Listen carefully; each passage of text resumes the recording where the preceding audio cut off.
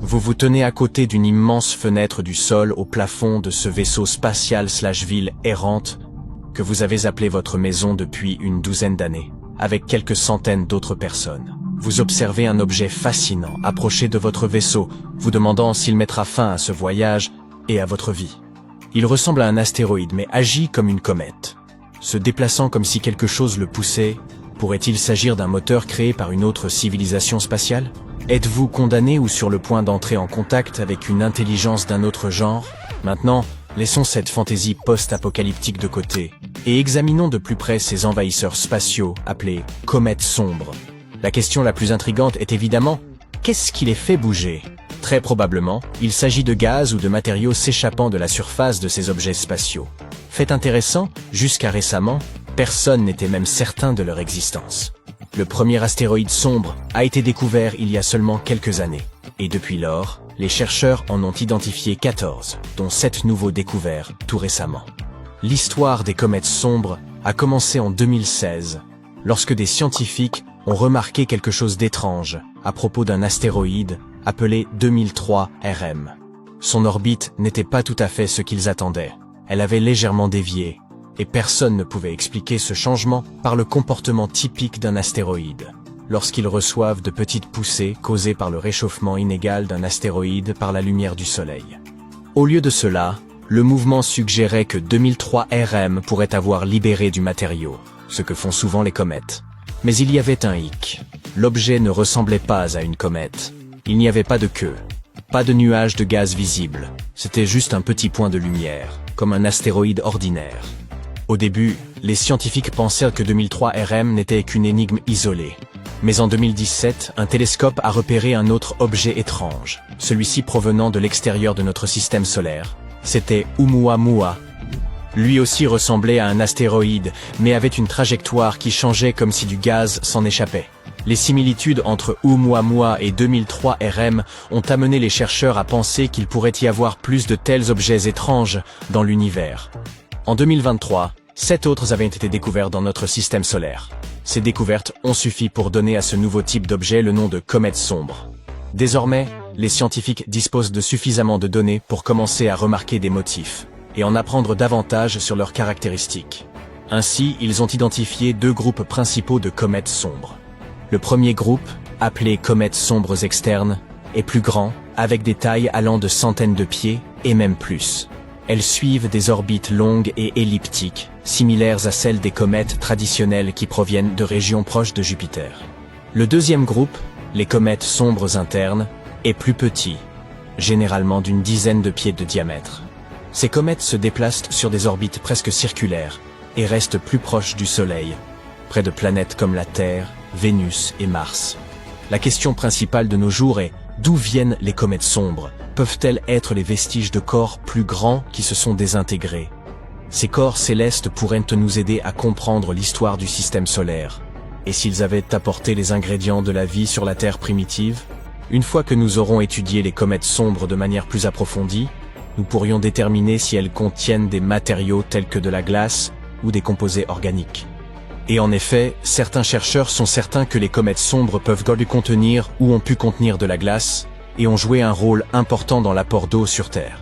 Selon quelques études, certains astéroïdes dans la ceinture d'astéroïdes, une région entre Mars et Jupiter remplie de débris rocheux, pourraient avoir de la glace sous leur surface. Et cette glace provenant de la ceinture d'astéroïdes pourrait avoir voyagé jusqu'à l'espace proche de la Terre. En d'autres termes, cela pourrait être un chemin permettant à l'eau d'atteindre notre planète. Jusqu'à présent, personne n'affirme que les comètes sombres ont définitivement apporté de l'eau sur Terre. Mais elles pourraient être un autre mécanisme permettant de déplacer de la glace d'une partie du système solaire à une autre. L'étude suggère également une connexion entre les comètes sombres et un groupe connu sous le nom de comètes de la famille de Jupiter. Ce sont des comètes dont les orbites sont fortement influencées par la gravité de Jupiter, souvent les attirant vers le Soleil. Cette connexion rend encore plus difficile la compréhension de l'origine des comètes sombres et de leur comportement. Maintenant, examinons de plus près les différences entre les astéroïdes et les comètes.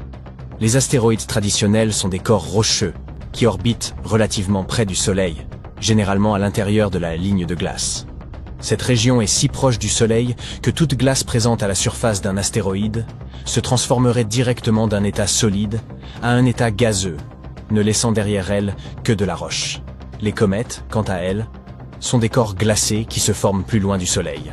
Lorsqu'elles s'approchent du système solaire interne, leur glace commence également à passer d'un état solide à un état gazeux, créant un nuage visible, appelé chevelure, ou une queue tout en libérant poussière et gaz. Les comètes sombres brouillent ces définitions. Elles apparaissent comme des objets rocheux semblables à des astéroïdes sans coma ni queue, mais elles présentent un comportement typique des comètes, à savoir de petites accélérations non gravitationnelles. Ces accélérations se produisent lorsque la glace se transforme en gaz, donnant à l'objet une légère impulsion. Après avoir analysé 7 comètes sombres connues, les astronomes ont estimé qu'entre 0,5% et 60% de tous les objets géocroiseurs pourraient appartenir à cette catégorie mystérieuse. Et comme les comètes sombres proviennent probablement de la ceinture d'astéroïdes, il est probable que de la glace existe même dans les régions de la ceinture auparavant considérées comme trop chaudes. Désormais, les objets proches de la Terre tels que les comètes sombres ne restent pas éternellement dans la même orbite. L'environnement proche de la Terre est instable et les objets y demeurent généralement pendant environ 10 millions d'années. Puisque le système solaire est âgé de plus de 4,5 milliards d'années, cela signifie que de nouveaux objets proches de la Terre doivent constamment remplacer ceux qui sont perdus. Des astronomes ont utilisé des modèles informatiques pour simuler le mouvement des objets sous l'influence d'accélérations non gravitationnelles. Ils ont retracé les trajectoires de ces objets sur une période de 100 000 ans et ont découvert que beaucoup d'entre eux se retrouvaient dans les mêmes régions où nous trouvons les comètes sombres aujourd'hui. Maintenant, vous vous souvenez de cette roche spatiale 2003 RM, qui a été la première à être appelée une comète sombre. Eh bien, elle a fourni un indice particulièrement intéressant. Son orbite elliptique la rapproche de la Terre, puis l'emmène près de Jupiter avant de revenir vers la Terre. Cette trajectoire correspond à ce que les scientifiques s'attendraient d'une comète de la famille de Jupiter. Un objet qui a probablement été dévié vers l'intérieur de son orbite originale. Cependant, la plupart des autres comètes sombres étudiées semblent provenir des régions intérieures de la ceinture d'astéroïdes, plus proches de Mars. Les comètes sombres sont souvent petites et tournent rapidement. Les astronomes les décrivent souvent comme des glaçons sales. Tout cela parce que ces objets sont un mélange de roches et de glace, et lorsqu'ils traversent la ligne de glace, leur glace commence à se transformer en gaz. Ce processus non seulement provoque ces petites accélérations non gravitationnelles, mais augmente également leur vitesse de rotation. Et plus ces objets tournent rapidement, plus ils peuvent se désintégrer facilement en fragments plus petits. Les morceaux qui se détachent contiennent également de la glace. Et à mesure qu'ils tournent de plus en plus vite, ils se brisent en morceaux encore plus petits. Ce processus continue jusqu'à ce qu'il ne reste que des objets très petits, tournant rapidement. Ce cycle de fragmentation aide à expliquer pourquoi les comètes sombres sont souvent si minuscules. Mais cela pourrait aussi signifier qu'il y en a plus que ce que nous connaissons actuellement. La recherche sur les comètes sombres offre de nouvelles perspectives sur la distribution de la glace dans le système solaire et ses voies potentielles vers l'environnement proche de la Terre. Elle soulève également des questions intrigantes. Par exemple, quelle quantité de glace reste cachée dans la ceinture d'astéroïdes? Ou les comètes sombres ont-elles pu jouer un rôle dans la livraison d'eau ou de juste au moment où vous pensiez que l'univers ne saurait devenir encore plus bizarre, vous avez dit bizarre. Le cosmos vous prend au dépourvu avec une apparition déroutante. Une gigantesque bulle lumineuse, si parfaite qu'elle semble irréelle. Des astronomes ont observé un phénomène singulier dérivant dans notre galaxie. Ce n'est ni une planète vagabonde, un astre de taille planétaire qui n'orbite autour d'aucune étoile, ni une étoile elle-même, ni même un résidu classique de supernova. C'est une sphère d'une régularité parfaite, et les chercheurs sont déboussolés. En explorant les relevés d'un radiotélescope d'une puissance exceptionnelle, des astronomes ont repéré un objet intrigant, une bulle parfaitement sphérique. Leur première hypothèse fut celle d'un vestige de supernova, l'explosion d'une étoile massive. Mais ce qui les a véritablement troublés, c'est la perfection anormale de cette structure. Habituellement, ce type d'explosion stellaire engendre des nuées chaotiques aux contours irréguliers. Or, la structure nouvellement observée semblait avoir été tracée au compas, tant ces lignes étaient nettes. Les chercheurs l'ont baptisé téléos, un terme grec ancien signifiant « parfait ». Bien qu'ils aient envisagé plusieurs explications, aucune ne s'est révélée satisfaisante à ce jour. Cet étrange corps céleste a été découvert à l'aide d'un télescope situé en Australie, connu sous le nom d'ASCAP.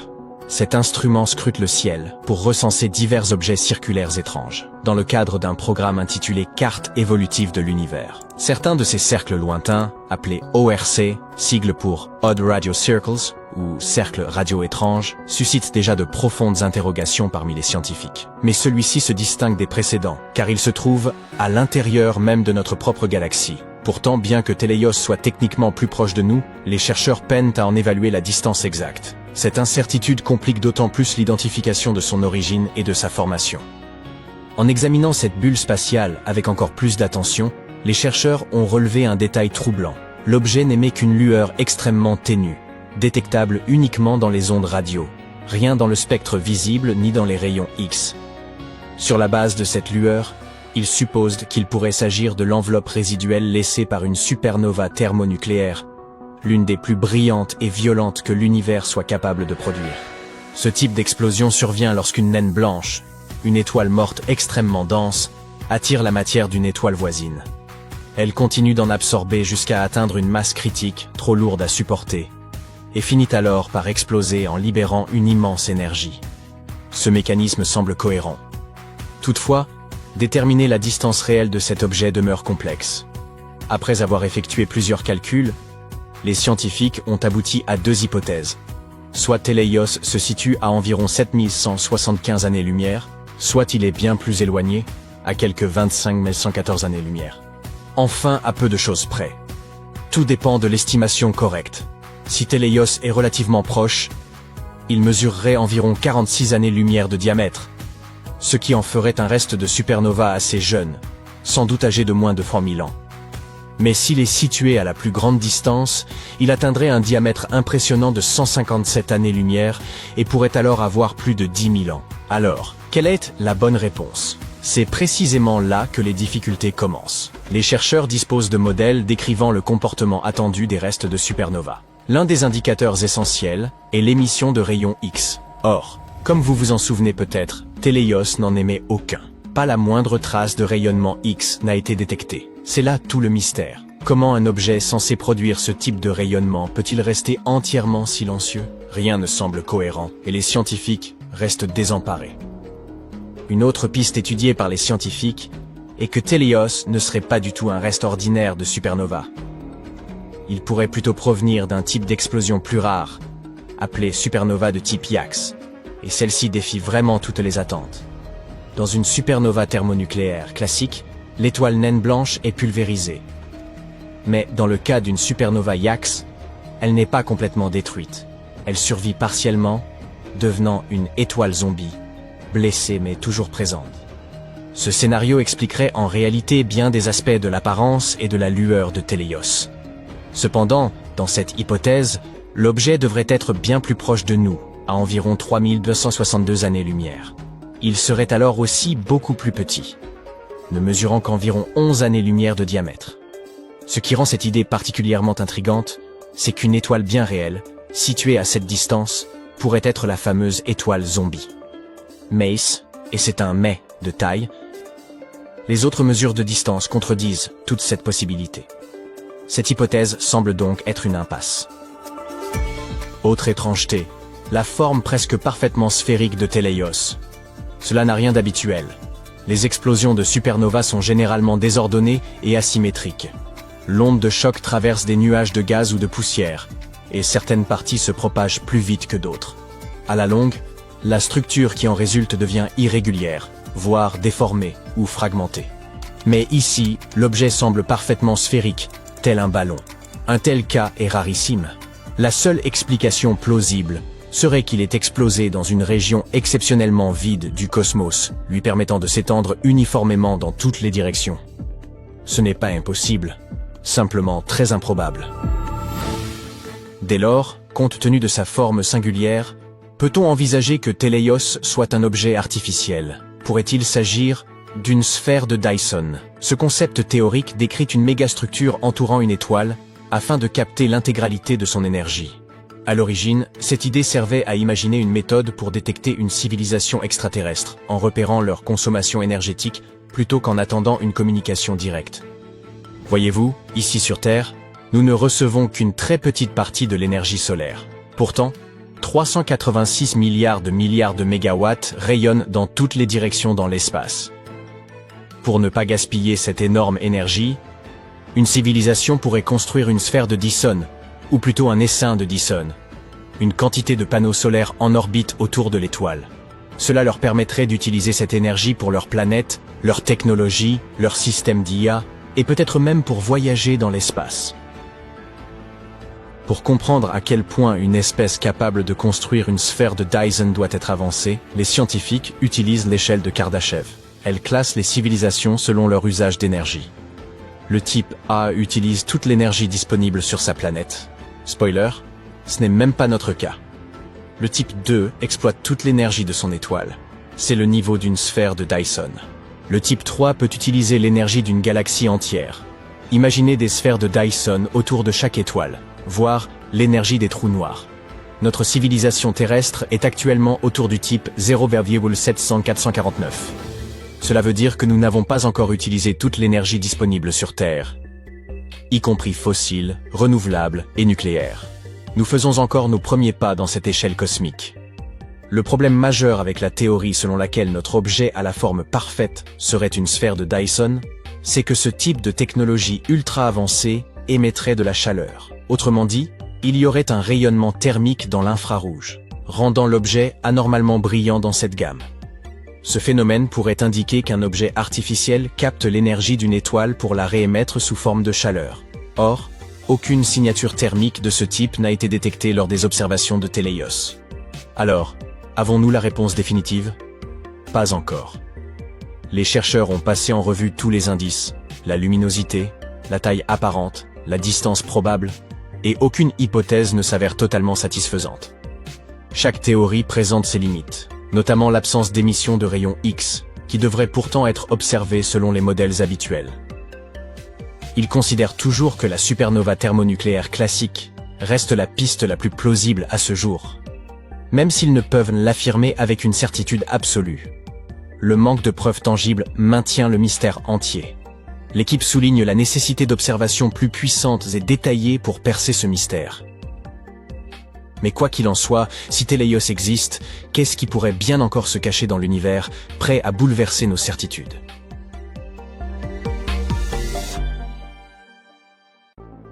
Des astronomes ont détecté une douzaine d'explosions mystérieuses dans l'univers, dont on ignore encore la véritable nature et les causes.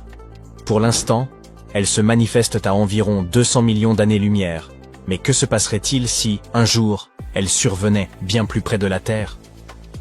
Tout a débuté en 2018. Ce jour-là, des télescopes ont capté un immense boom provenant du fin fond de l'espace. Cette explosion était d'une intensité extraordinaire, environ 100 fois plus lumineuse qu'une supernova classique. Habituellement, ce type d'événement met des semaines, voire des mois, à décliner. Mais celui-ci est passé d'un kaboom à un pouf, disparu en quelques jours à peine. Il atteignit une température extrême et une taille comparable à celle de notre système solaire tout entier, avant de s'évanouir comme s'il n'avait jamais existé. De quoi désarçonner les scientifiques. On a surnommé cette explosion la vache, car son nom officiel était jugé trop long et peu engageant. Depuis lors, les astronomes sont partis en quête de phénomènes similaires, et effectivement, d'autres ont été découverts, à qui l'on a également attribué des noms d'animaux inhabituels. C'est ainsi qu'on a eu le koala en 2018, le chameau en 2020, le diable de Tasmanie en 2022 et le passereau ou le faon en 2023. Ces étranges événements appartiennent à une catégorie baptisée LFBOT, acronyme anglais de transitoires optiques bleus lumineux et rapides. Lumineux car ils brillent intensément, rapides parce qu'ils surgissent et s'éteignent en un éclair. Leur couleur bleue provient de leur température, de l'ordre de 40 000 degrés. Quant à l'expression transitoires optiques, elle signifie qu'ils sont visibles dans la lumière ordinaire, mais ne durent que peu de temps. À ce jour encore, les chercheurs demeurent perplexes et tentent d'élucider l'origine de ces flashs cosmiques insolites. On dirait que l'univers joue une partie dont les règles nous échappent totalement. Au départ, les scientifiques ont cru qu'il s'agissait de supernovae ratées, des étoiles qui tentent d'exploser mais s'effondrent sur elles-mêmes, un peu comme un ballon qui imploserait. Ce type de collapsus peut engendrer un trou noir central, lequel dévore ensuite l'étoile de l'intérieur. Mais récemment, une nouvelle hypothèse a vu le jour, tout aussi fascinante qu'inquiétante. Elle concerne les trous noirs, ces vestiges extrêmement denses d'étoiles disparues. Leur force gravitationnelle est telle que même la lumière ne peut s'en échapper lorsqu'elle s'en approche trop. C'est pourquoi ils sont entièrement invisibles et ne peuvent être observés directement. À présent, certains spécialistes de l'espace avancent que des trous noirs encore non identifiés, ni trop grands, ni trop petits, pourraient aspirer les étoiles qui s'en approchent trop, provoquant ainsi ces explosions. Ces objets sont appelés trous noirs de masse intermédiaire, mais personne n'en a encore observé. Ils figurent parmi les plus grands mystères de l'univers. Et nous allons tenter d'en percer le secret dans un instant. Mais avant cela, sachez qu'un nouveau LF-Bot vient tout juste d'être repéré dans l'espace. Il a été détecté par un télescope basé à Liverpool et porte pour l'instant le nom de AT2024VPP. Et oui, les chercheurs n'ont pas encore trouvé de surnom animalier, mais la guêpe semble faire partie des propositions envisagées. Qu'en pensez-vous? Dites-le nous en commentaire. L'un des chercheurs affirme qu'il s'agit du plus marquant depuis la vache. Cette nouvelle explosion cosmique est fascinante et d'une extrême luminosité. Tout comme moi, haha. Peut-être même la plus intense depuis l'apparition des premiers LF-Bot en 2018. Ce nouveau boom de la guêpe ne semble pas non plus correspondre à une supernova ratée. Et pourtant, les scientifiques examinent toutes les données pour le confirmer. Les scientifiques sont désormais assez convaincus que des trous noirs de masse intermédiaire, capables de produire ces explosions, doivent exister quelque part. C'est comme pressentir la présence d'une créature cachée dans l'espace, sans avoir encore réussi à l'observer. Certains estiment même que cette hypothèse est la plus enthousiasmante, et qu'elle pourrait contribuer à percer le mystère de la matière noire, l'une des plus grandes énigmes de l'univers. Quelle que soit la vérité, une découverte récente pourrait éclairer la question des trous noirs de masse intermédiaire. En effet, lorsqu'il s'agit de ces objets, l'univers en présente plusieurs catégories. Les petits, les immenses, et ceux qui se situent entre les deux. Les plus modestes sont appelés trous noirs de masse stellaire. Leur masse représente entre 5 et 50 fois celle du Soleil. Les plus vastes, les trous noirs supermassifs, peuvent peser des millions, voire des milliards de fois plus. On les trouve généralement au cœur des galaxies. Entre ces deux extrêmes se trouve une catégorie encore bien mystérieuse. Les trous noirs de masse intermédiaire. Ils sont perçus comme le chaînon manquant de la famille des trous noirs. Les scientifiques sont presque certains qu'ils doivent exister. Mais leurs origines, leur évolution et leur composition restent largement inconnues. Bonne nouvelle, ce mystère pourrait enfin être levé. Grâce à de récentes études, les chercheurs disposent désormais de pistes nouvelles et prometteuses. Des chercheurs ont détecté des ondes dans l'espace, appelées ondes gravitationnelles, qui semblent provenir de collisions entre trous noirs. Et pas n'importe lesquels. Ceux dont la masse est comprise entre 100 et 300 fois celle du Soleil. Ce pourraient bien être les fameux trous noirs de taille moyenne. De plus, il s'agirait des plus grandes collisions de trous noirs jamais enregistrées depuis la Terre. Les trous noirs peuvent être considérés comme les fossiles de l'espace. Ils renferment des indices sur les premières phases de l'histoire cosmique. Ceux qui viennent d'être découverts pourraient même nous renseigner sur les premières étoiles qui ont illuminé l'univers. Toutefois, les instruments terrestres comme LIGO, acronyme de l'Observatoire d'ondes gravitationnelles par interférométrie laser, ne captent qu'un minuscule instant de ces collisions. Une fraction de seconde à peine, ce qui complique l'identification de l'origine de ces trous noirs intermédiaires. Face à ces limites, les scientifiques ont mis au point une nouvelle stratégie. Un laboratoire prépare une mission spatiale baptisée LISA, pour Laser Interferometer Space Antenna.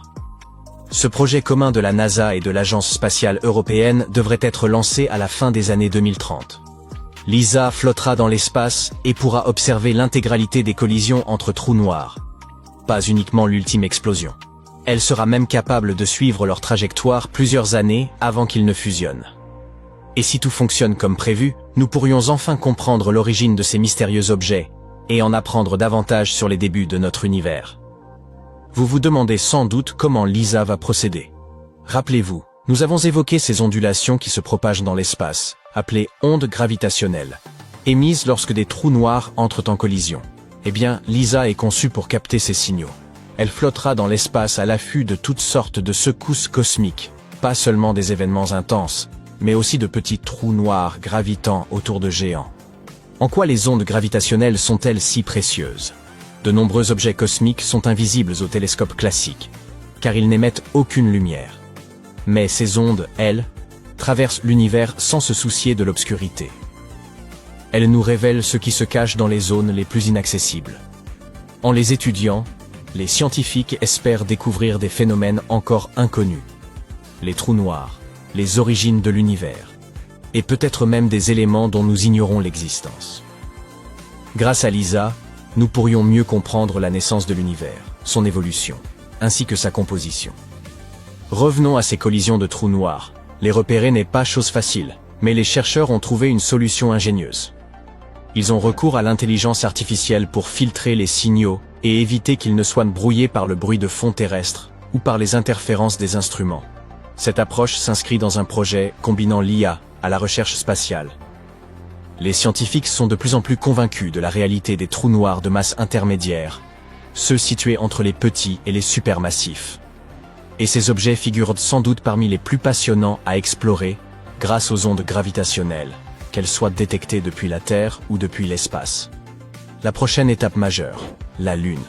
Des détecteurs installés à sa surface pourraient capter certains types d'ondes que les instruments terrestres ne perçoivent pas. Cela permettrait de mieux localiser ces trous noirs dans l'immensité du cosmos. Parallèlement à ces travaux, les scientifiques préparent aussi l'exploration humaine de la Lune. Ils assistent la NASA dans le choix des sites les plus prometteurs pour les missions à venir, en se concentrant sur des objectifs scientifiques majeurs tels que la physique solaire, la météo spatiale ou les lois fondamentales de l'univers. C'est une période enthousiasmante, autant pour l'étude des trous noirs que pour le lien entre science et exploration spatiale. Si la Terre avait la taille d'une pièce de 5 centimes, Neptune serait environ aussi grande qu'une balle de baseball. C'est impressionnant, mais cela reste dérisoire face à la gigantesque 9e planète qui pourrait se cacher plus loin encore. Aujourd'hui, la longue quête de la planète 9 pourrait enfin arriver à son terme. Le problème ne venait pas de l'endroit observé, mais de la méthode employée. Les chercheurs pourraient ainsi avoir réalisé la plus grande découverte du système solaire depuis des décennies. L'hypothèse de l'existence d'une planète au-delà de Neptune circule depuis de nombreuses années. Vous avez sans doute appris à l'école que la 9e planète était Pluton. Pourtant, oubliez Pluton. Depuis 2006, elle a été reléguée à une catégorie moins prestigieuse. Il est ici question de la planète 9, une planète géante hypothétique qui pourrait être notre voisine cosmique. Nous ne l'avons jamais observée directement, mais les scientifiques sont convaincus qu'elle se cache quelque part aux confins du système solaire. Pour comprendre pourquoi les chercheurs en sont arrivés à cette conclusion, nous avons besoin d'une feuille de papier. En voici une. On y pose une pièce, et soudain, celle-ci se met à bouger. À moins d'évoquer un pouvoir surnaturel, il est évident qu'elle ne se déplace pas seule. Vous en déduisez donc qu'une personne hors de vue manipule un aimant de l'autre côté. L'aimant vous est invisible, mais il explique le mouvement. Il en va de même pour la planète 9. Nous ne pouvons pas la voir, ni encore prouver son existence. Mais elle pourrait expliquer les trajectoires inhabituelles observées dans les régions lointaines de l'espace. Par exemple, les planètes de notre système solaire gravitent sur un plan relativement plat, incliné d'environ 6 degrés par rapport au Soleil. Mais pourquoi 6 degrés ? En réalité, nul ne le sait avec certitude. Certains chercheurs estiment que cette légère inclinaison pourrait résulter de l'attraction exercée par une 9e planète. Son existence permettrait aussi d'expliquer les trajectoires inhabituelles d'objets plus petits situés dans la lointaine ceinture de Kuiper, une région riche en débris glacés qui s'étend bien au-delà de l'orbite de Neptune. En 2016, des chercheurs de Caltech ont publié une étude consacrée à la planète 9. Ils avançaient qu'elle pourrait posséder une masse environ 10 fois supérieure à celle de la Terre et suivre une orbite extrêmement allongée. Autrement dit, elle mettrait un temps considérable à accomplir une révolution autour du Soleil. Pour cette raison, elle se situerait dans les régions externes du système solaire, à une distance considérable. Elle graviterait ainsi 20 à 30 fois plus loin du Soleil que Neptune. Selon ces scientifiques, la planète 9 pourrait mettre jusqu'à 28 000 années terrestres pour effectuer une seule orbite complète. En raison de son extrême éloignement, il est presque impossible de l'observer directement. Ainsi, malgré l'attrait de cette hypothèse, aucune preuve irréfutable de l'existence de la planète 9 n'a encore été obtenue, quoique les choses puissent évoluer. En mai 2025, une équipe de l'Université nationale Tsinghua aurait peut-être réalisé l'une des découvertes les plus marquantes du système solaire. L'idée avancée est que la planète 9 n'aurait pas été détectée jusqu'à présent, faute d'une méthode adaptée. Cette nouvelle étude pose alors une question essentielle. Et si cette planète apparaissait en réalité plus brillante en lumière infrarouge qu'en lumière visible? J'explique. Les scientifiques ont jusqu'ici cherché la planète 9 grâce à la lumière qu'elle réfléchit. Or, pour la détecter dans le visible, la lumière solaire doit atteindre cette planète lointaine, se réfléchir sur sa surface, puis revenir jusqu'à la Terre. Si une planète de taille comparable à Neptune se trouvait environ 10 fois plus loin que Neptune, elle apparaîtrait près de 10 000 fois plus faible. En revanche, son propre rayonnement thermique, c'est-à-dire sa chaleur, n'a qu'un trajet à parcourir. Ainsi, en infrarouge, la planète 9 ne serait qu'environ 100 fois moins lumineuse, ce qui rend les télescopes spatiaux infrarouges bien plus adaptés à sa recherche. C'est précisément le principe de cette nouvelle étude. L'équipe s'est plongée dans les archives afin d'examiner d'anciens relevés infrarouges du ciel. Ces données provenaient de deux sources majeures. La première était d'IRAS, un satellite lancé dans les années 80 qui a cartographié le ciel pendant près d'1 an. La seconde était le satellite japonais Akari, un autre observatoire infrarouge actif entre 2006 et 2011. Concrètement, les chercheurs ont comparé les objets recensés dans la base de données d'IRAS et identifié ceux qui s'étaient déplacés lorsqu'Akari a réalisé ses observations. Cette approche leur a permis de mettre au jour un résultat remarquable. Un objet qui pourrait bien correspondre à la 9e planète longtemps recherchée. Après tout, un objet qui se déplace peut être une planète en orbite autour du Soleil.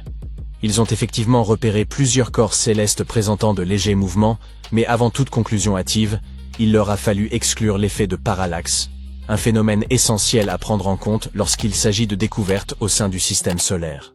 Pour mieux comprendre, je vous propose un exercice simple. Placez un doigt devant votre visage. Fermez un œil, puis l'autre. Votre doigt semble se déplacer légèrement, n'est-ce pas? Cela vient du fait que vous l'observez sous un angle différent d'un œil à l'autre.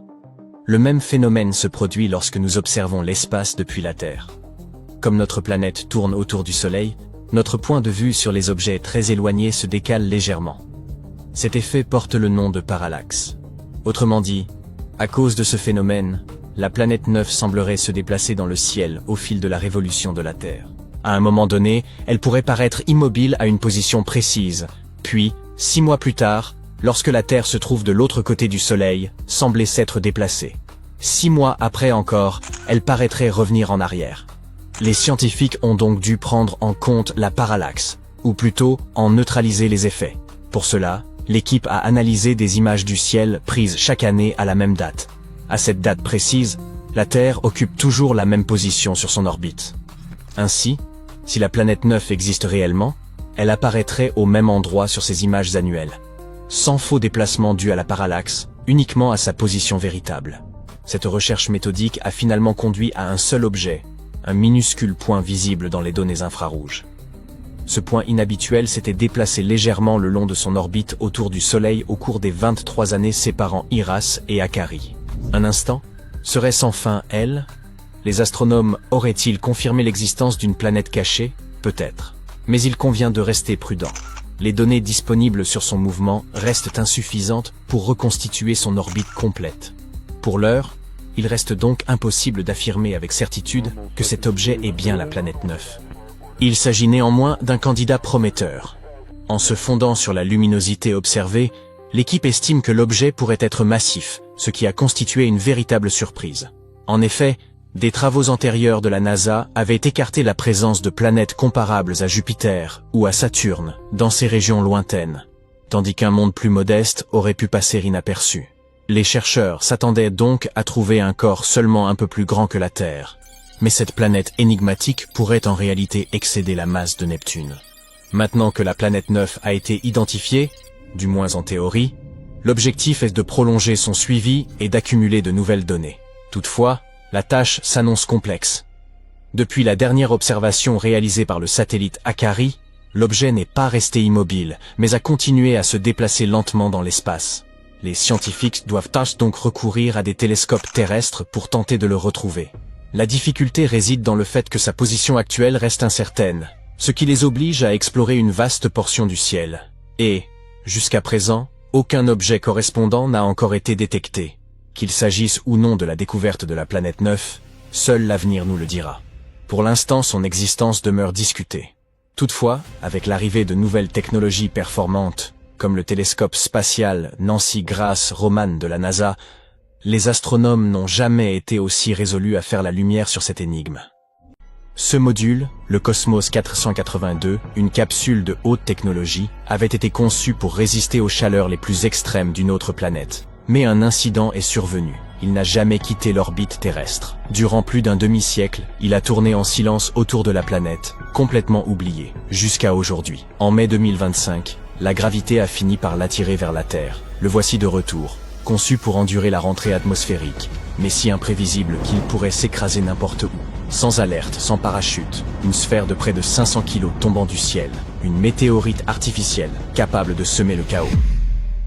En 1972, cette sphère à l'allure étrange fut lancée pour une mission à destination de Vénus. Imaginez Vénus comme la jumelle maléfique de la Terre, semblable en taille, mais la ressemblance s'arrête là. C'est la planète la plus brûlante du système solaire, avec des températures pouvant atteindre les 460 degrés, assez pour faire fondre le plomb. Sa pression atmosphérique est environ 93 fois supérieure à celle de la Terre, ce qui reviendrait à se retrouver à plus de 900 mètres sous la mer, écrasé comme dans un compacteur d'ordures. Et son atmosphère, composée de dioxyde de carbone, est parcourue de nuages déversant littéralement de l'acide sulfurique. Une véritable fournaise infernale. Pourtant, Cosmos 482 était censé y parvenir et s'y poser. Mais pas pour bien longtemps. Il s'agissait d'une mission de reconnaissance vouée à l'autodestruction. Le vaisseau était censé se poser et transmettre quelques données, pendant quelques instants, tout au plus, sur une surface capable d'écraser, brûler et désagréger presque tout ce qui la touche. Par quel miracle! Il disposait de boucliers thermiques pour traverser les flammes de l'atmosphère, d'un minuscule système de refroidissement pour résister quelques minutes, et d'un blindage conçu pour affronter les conditions extrêmes de Vénus. C'était, à vrai dire, une sorte de coffre-fort technologique, spécialement conçu pour un aller simple. Et cela dès le début des années 70. Détail fascinant. Même de nos jours, aucun appareil n'a encore été fabriqué pour survivre à un tel environnement. Nos submersibles de haute profondeur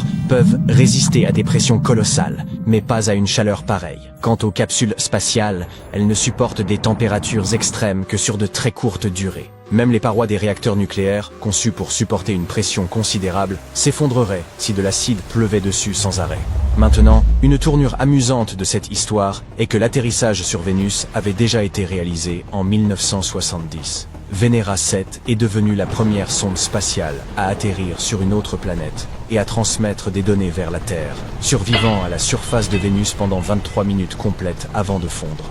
Cela a prouvé que l'impossible était possible, mais pas pour Cosmos 482. Alors, que s'est-il passé avec Cosmos 482 ? On s'imagine souvent qu'un voyage spatial consiste simplement à allumer les moteurs, décoller, et le tour est joué. En réalité, ce n'est pas aussi simple. La procédure commence par une première poussée, qui place l'appareil en orbite terrestre, une sorte de voie de stationnement dans l'espace. Ensuite, une seconde mise à feu, minutieusement programmée, permet d'échapper à cette orbite et de se diriger vers la destination finale. Cosmos 482 a parfaitement atteint cette orbite initiale, mais la seconde impulsion a échoué. Sans elle, aucun départ possible. Au lieu de partir vers Vénus, la capsule est restée piégée autour de la Terre pendant 50 années. Mais qu'est-ce qui permet à un objet de rester ainsi en orbite si longtemps ? Lorsqu'un objet est lancé dans l'espace, il ne s'élève pas seulement vers le haut, il se déplace aussi très rapidement à l'horizontale. Imaginez lancer une balle de baseball droit vers le ciel. Elle retombera inévitablement. Mais si vous pouviez la projeter avec une vitesse suffisante et sans que la Terre ne l'arrête, elle tomberait en continu autour du globe. Voilà ce qu'est une orbite, une chute perpétuelle sans jamais heurter le sol.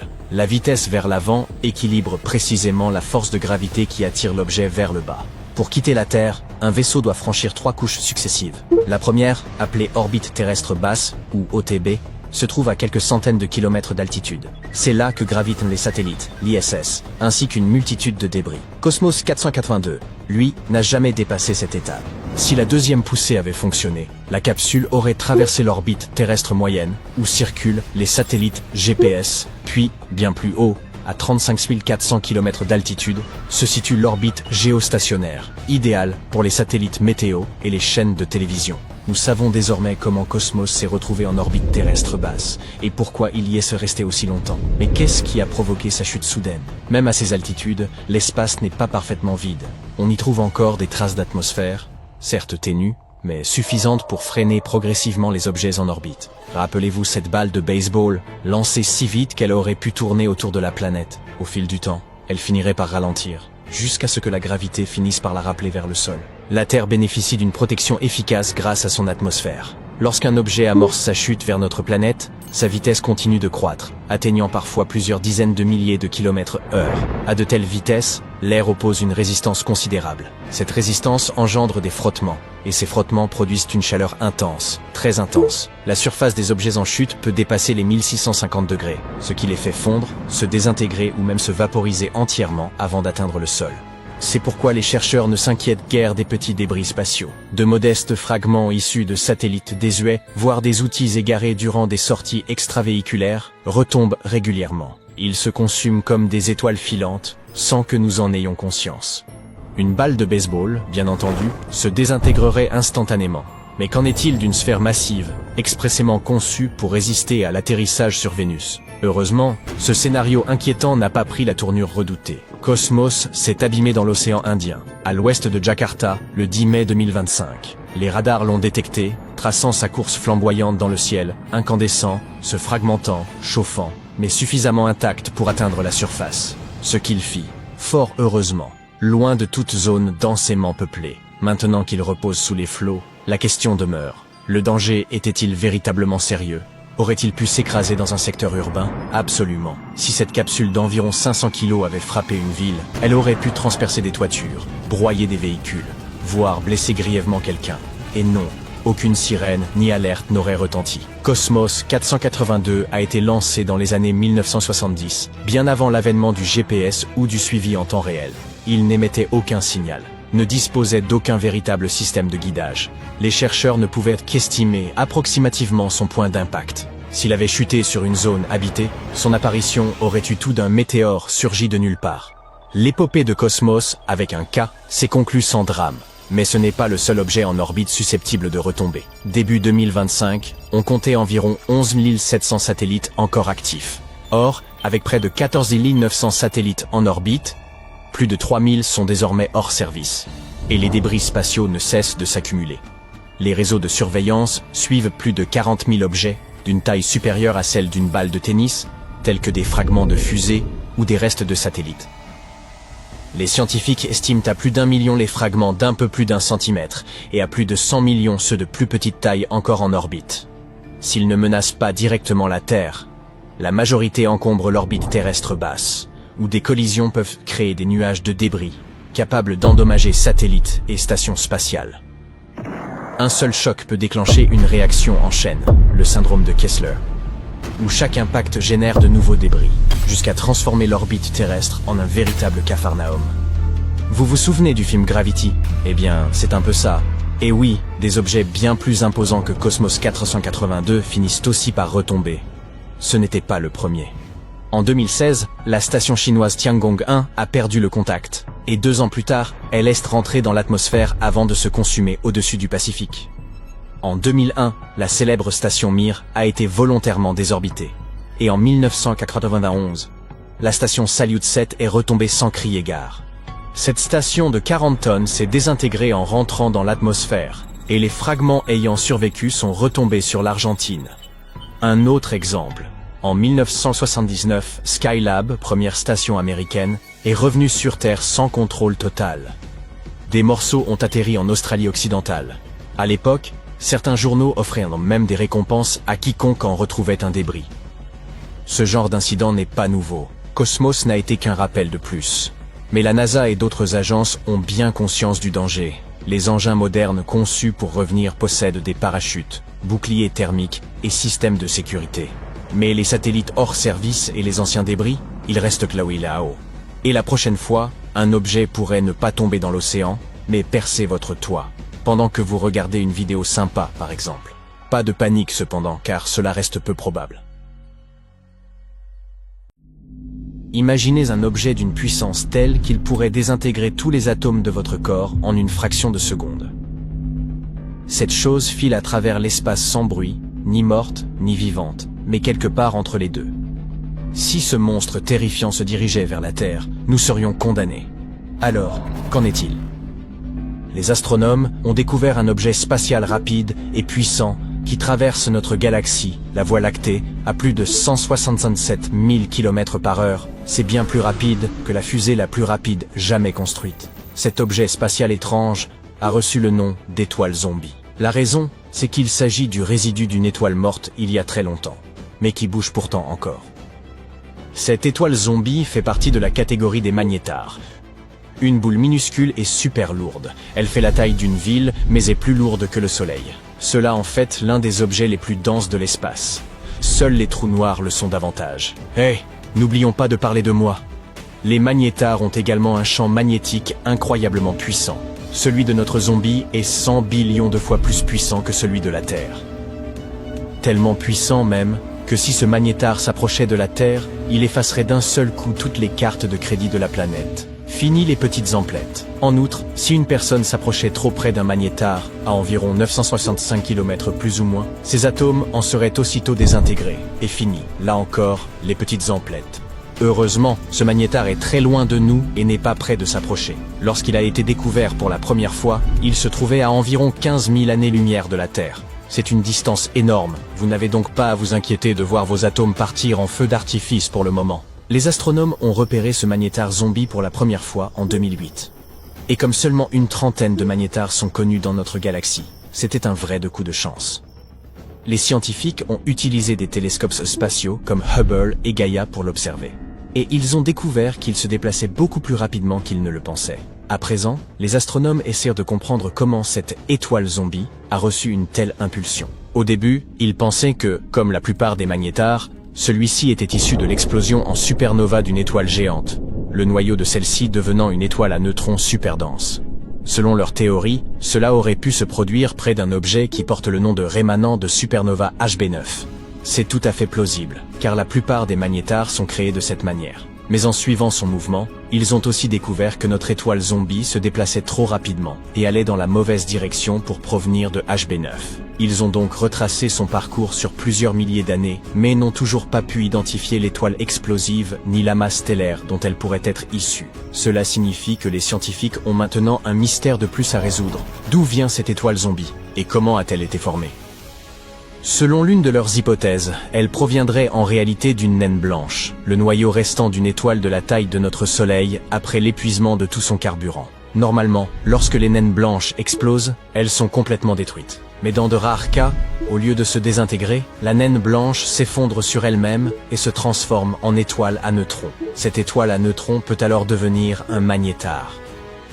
Cette exceptionnelle formation de magnétars nous renseigne aussi un peu sur une autre grande énigme, les sursauts radio rapides, ou FRB. Il s'agit de flashs très rapides et puissants, d'énergie radio provenant de l'espace profond. Certains FRB viennent de galaxies si anciennes qu'on s'étonne qu'elles puissent encore contenir des étoiles capables d'exploser.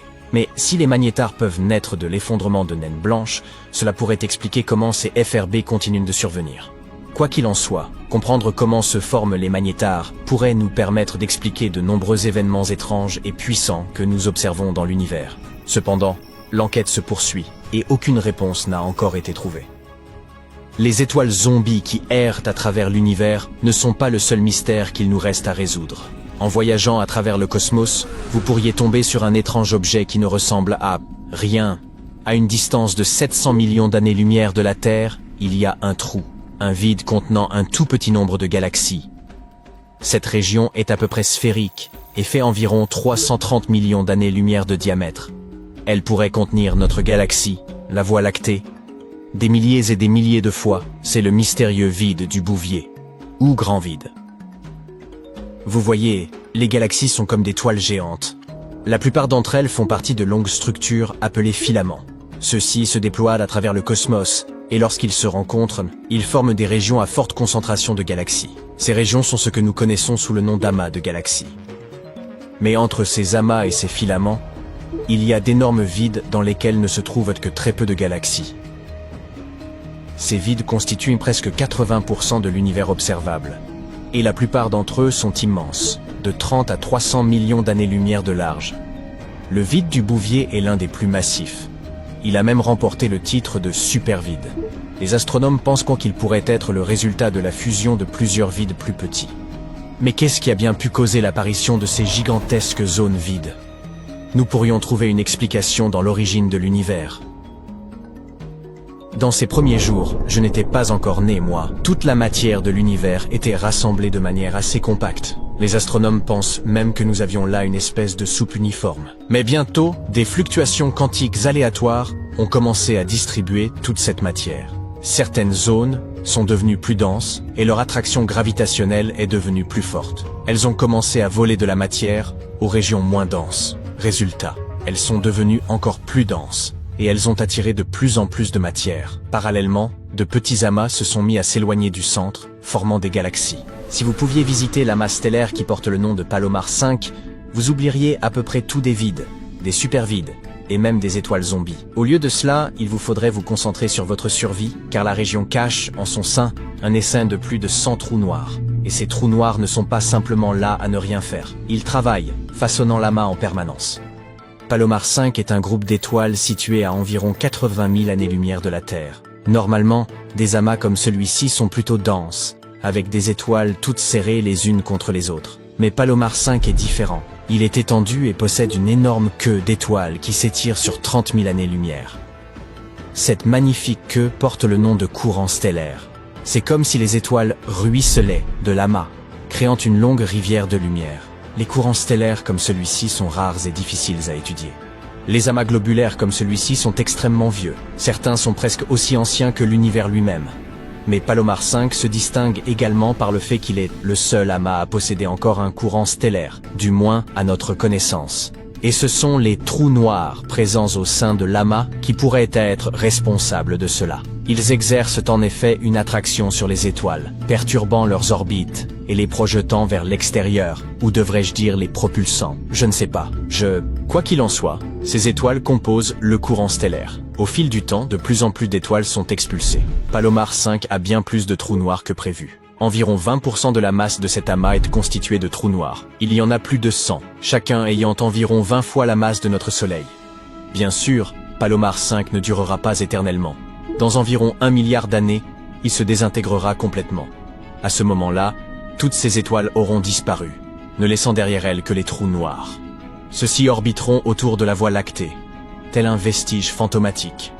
Bien que cet amas soit relativement effrayant, il existe quelque chose d'encore plus inquiétant dans l'espace observable. Les épais nuages de gaz et de poussière appelés nébuleuses. L'une des plus étranges est probablement NGC 2392, située à 5000 années-lumière de la Terre dans la constellation des Gémeaux. Elle a été découverte il y a plus de 200 ans et est devenue célèbre en raison de sa curieuse apparence. C'est essentiellement un disque de matière avec un anneau d'objets en forme de comète. Les queues de ces objets s'éloignent de l'étoile située au centre de la nébuleuse. Les bandes oranges dans la partie externe du nuage s'étendent sur des années-lumière dans toutes les directions. Le centre ressemble à une pelote de ficelle, mais en réalité, c'est une bulle de matière projetée dans l'espace par le vent de matière produit par l'étoile centrale. Incroyable. Un géant se cache dans le ciel. Kipu est le plus grand objet que nous ayons jamais découvert dans l'univers proche. Cela fait des années qu'il perturbait notre compréhension du cosmos, et nous venons enfin de mettre le doigt dessus. Kipu est dense, puissant et dangereux si on l'ignore. Si nous ne comprenons pas ce genre de structure, nous risquons d'interpréter l'univers complètement de travers. Alors, de quoi s'agit-il exactement? Eh bien, pas d'un objet solide, comme une planète ou une étoile. Et ce n'est pas non plus une chose unique. C'est une superstructure, en gros, une région entière de l'univers. Un enchevêtrement de matière qui s'étend sur un espace immense et qui est maintenu par la gravité. Kipu est constitué d'un immense réseau de galaxies, des amas absolument gigantesques, ainsi que de gaz et de matière noire. C'est comme une autoroute où les amas seraient les villes, les divers filaments les routes secondaires, et la matière noire l'infrastructure invisible qui maintiendrait le tout. Et ce géant s'étend sur 1,3 milliard d'années-lumière. Cela signifie que si vous voyagiez à la vitesse de la lumière, il vous faudrait 1,3 milliard d'années pour le traverser. Kipu contient également 200 quadrillions de masse solaire, même s'il ne représente que 13% de l'univers observable. Le nom Kipu vient du système de cordes nouées utilisé par les Incas pour consigner des informations. C'était comme un système d'écriture. Dans ce système, chaque nœud, chaque couleur et chaque torsion racontait une histoire, des chiffres, des impôts, des récoltes et ainsi de suite. Ainsi, lorsque les astronomes ont découvert cette structure colossale dans l'espace, longue, enchevêtrée et ramifiée comme des cordes, ils se sont dit que ce nom lui conviendrait. De plus, la forme de la structure est assez proche de celle des quipus incas. Il y a un long filament central, et des filaments plus petits se ramifient sur les côtés. Le plus fascinant dans tout ça, c'est que Quipu n'est pas seul. Lorsque les scientifiques ont cartographié cette partie de l'univers, ils ont en fait découvert 5 de ces structures massives. Elles ne sont pas apparues tout d'un coup. Elles se sont formées au cours de milliards d'années, sous l'effet de la gravité qui a lentement rassemblé la matière. Au total, ces géantes contiennent près de la moitié de tous les amas de galaxies de cette région, 30% de toutes les galaxies, et un quart de toute la matière de l'univers observable. L'équipe qui a découvert Quipu a utilisé une astuce ingénieuse. Elle a recherché les rayons X provenant des amas de galaxies. Ces amas ne sont pas seulement remplis de galaxies, ils contiennent également du gaz extrêmement chaud. Ce gaz est si chaud qu'il rayonne dans le spectre des rayons X, que nous ne pouvons pas voir à l'œil nu, mais grâce à certains télescopes. Si ces rayons X sont si intenses, cela signifie qu'il y a là une quantité énorme de matière, galaxies, gaz et matière noire, attirées par la gravité. C'est dans ces zones que l'univers est le plus dense et le plus compact. En suivant les rayons X, les scientifiques ont donc pu dresser une carte des plus grandes structures cosmiques existantes, par exemple, de Quipu. Pourquoi est-ce important? Parce que ces mégastructures perturbent tout. Tout d'abord, elles déforment le fond diffus cosmologique, c'est-à-dire la lumière issue du Big Bang. Il s'agit d'une faible lueur qui emplit tout l'univers. Après le Big Bang et la création de notre monde, une toute première lumière, ainsi que les tout premiers signaux ont été émis, et ils ne se sont pas encore complètement dissipés. Même après 13,8 milliards d'années, les restes de ce rayonnement continuent de nous parvenir. En étudiant cette lumière ancienne, les scientifiques sont en mesure de déterminer à quoi ressemblait l'univers à ses débuts, et Quipu nous empêche de le faire. Cette mégastructure a une telle gravité qu'elle courbe et déforme la lumière du fond diffus cosmologique. C'est ce qu'on appelle l'effet Sachs-Wolfe intégré. Ces déformations ajoutent du bruit au signal d'origine, et il nous est donc plus difficile de savoir clairement à quoi ressemblait l'univers naissant et comment il s'est développé. Ces mégastructures perturbent également la constante de Hubble. L'univers est en constante expansion, et la constante de Hubble nous indique à quelle vitesse il grandit, c'est-à-dire la vitesse à laquelle les galaxies s'éloignent les unes des autres. Cependant, les objets géants comme Quipu ont une gravité si forte qu'ils attirent les galaxies qui les entourent, perturbant leur mouvement. Il est donc plus compliqué pour les scientifiques de mesurer la vitesse réelle d'expansion de l'univers. Ils ne peuvent pas déterminer si une galaxie se déplace en raison de l'expansion de l'univers, ou simplement parce qu'elle est attirée par un objet énorme. Enfin, il y a le phénomène de lentille gravitationnelle. La lumière dans l'espace se déplace constamment, mais elle ne suit pas toujours une ligne droite. Si l'espace est déformé, par exemple par la gravité, la lumière sera également courbée et déformée. L'effet de lentille gravitationnelle se produit lorsque la lumière provenant de galaxies lointaines est déviée parce qu'elle passe à proximité d'un objet extrêmement massif, comme Quipu. Cette énorme gravité attire la lumière, tout comme une balle lourde peut déformer une feuille. Et comme la lumière nous transmet des informations, nous permettant littéralement de voir à quoi ressemblent les choses, cette déviation déforme notre perception des galaxies. Les galaxies finissent par apparaître étirées, plus lumineuses, et parfois nous trouvons même une galaxie entière au mauvais endroit. C'est comme si l'on regardait l'univers à travers une loupe. Si l'on n'y prend pas garde, on risque de mal interpréter ces déformations, et alors notre image du monde se trouve toute faussée. Heureusement, ces superstructures mystérieuses ne sont pas apparues comme par magie. Les astronomes soupçonnaient l'existence de quelque chose de ce genre, mais ils n'en étaient pas certains. Notre meilleur modèle de l'univers s'appelle le lambda CDM. Selon lui, l'univers a commencé avec le Big Bang, il est toujours en expansion, et il est principalement composé de matière mystérieuse, l'énergie noire et la matière noire froide.